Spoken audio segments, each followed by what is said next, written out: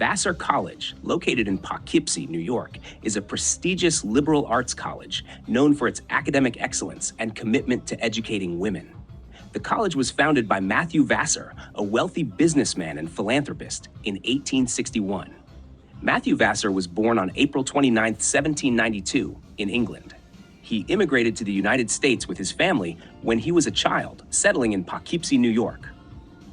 Vassar demonstrated an entrepreneurial spirit from a young age and eventually became a successful brewer and businessman, establishing the Matthew Vassar Brewery in Poughkeepsie in 1811. His brewery became one of the largest and most profitable in the United States, earning him considerable wealth and influence in the community. Despite his success in business, Matthew Vassar was deeply committed to philanthropy and social reform. He was a staunch advocate for education and believed strongly in the importance of providing women with access to higher learning.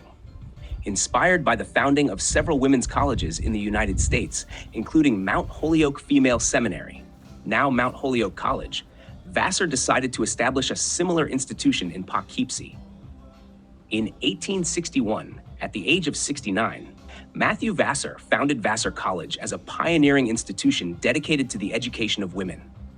The college admitted its first class of students in 1865, with an initial enrollment of 353 students.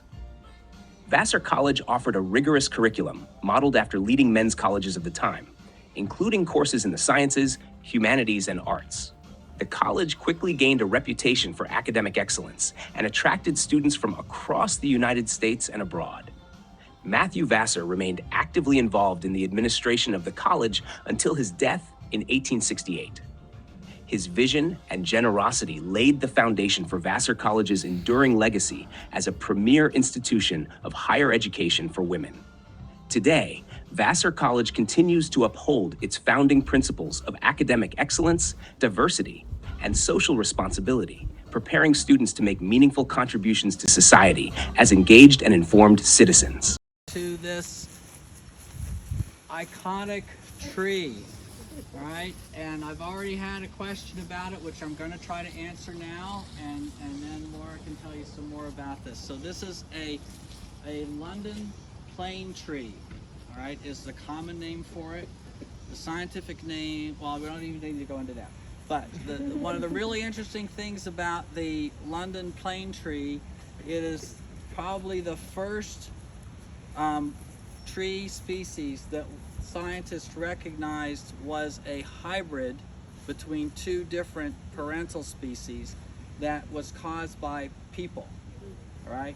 So the two parental species are the European Asian plane tree and the North American sycamore, okay?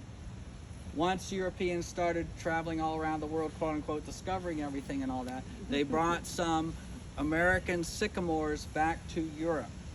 And in botanical gardens in Europe, we then had American sycamores and Eurasian plane trees close enough to each other that they could cross-pollinate, all right, where they never would have been able to do that before, and hybrid trees were developed.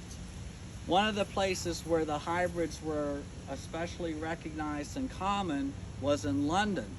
So the common name, it has London in it for that reason, and it has plane tree in it because London is in Europe, and in Europe they call these things plane trees, right? So if you want to call this tree a London plane tree, you are correct. Okay? But if you want to call it a sycamore, you're also correct. In the 80s and 90s, we never referred to it as a London plane tree. And then I come back to campus, of course, and be talking to people and refer to it as the sycamore. And people would really, it's not a sycamore. It's a London plane tree, as if I was completely wrong. And I always say to Mark, it's 50% sycamore, and we're in America. We're on the United States side of this whole hybridization, so we should be able to call it a sycamore. But I'm not in charge. So it's also known as the Vassar sycamore, because it's a class of 1906 class tree, and they planted it to honor Matthew Vassar. So it's about 112 years old. Yeah. And the other part of its lore has to do with this branch. So the story that we like to tell, we love telling the story, we like to hope that it's partly true, is that it was in the World Book of Records is the longest unsupported branch. And then one year, the officiant showed up to measure it early, and the groundskeepers had not removed the cables that support it yet. And so it wasn't unsupported that day, and it couldn't be measured as the longest unsupported branch, and it lost its designation. If you go to the Vassar Encyclopedia online, they tell this story and say that it's unsubstantiated, and that they leave it at that.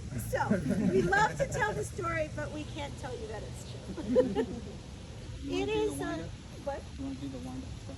Yeah. So this tree, perhaps more than any other, is the tree that people remember, no matter whether you like trees or not, when you are on campus.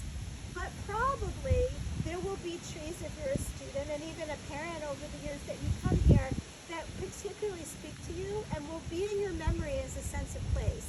And so this is what Beatrix Moran and Edith Roberts knew would happen to people, and I, as an educator and a biologist, I will say it's absolutely true. The trees are part of your sense of place, and there are ones that you remember that, you got news near, or you were in a particular mood when you walked under it, and it becomes part of your memory. So as an alum, I'm exceedingly proud of the campus for cultivating this, for bringing this along, for keeping up with the tradition of class trees. And so for those of you who are a student, go ahead and run with it. Like, look at the trees and think about them as much as you think about the buildings in your classes, and they really will become part of that.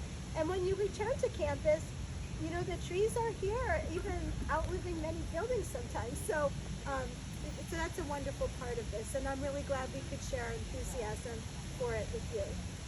So thanks a lot for coming out this morning. We really appreciate it, and we can hang around and answer some questions if you have any. If you have individual questions. Thank you so much. Thank you.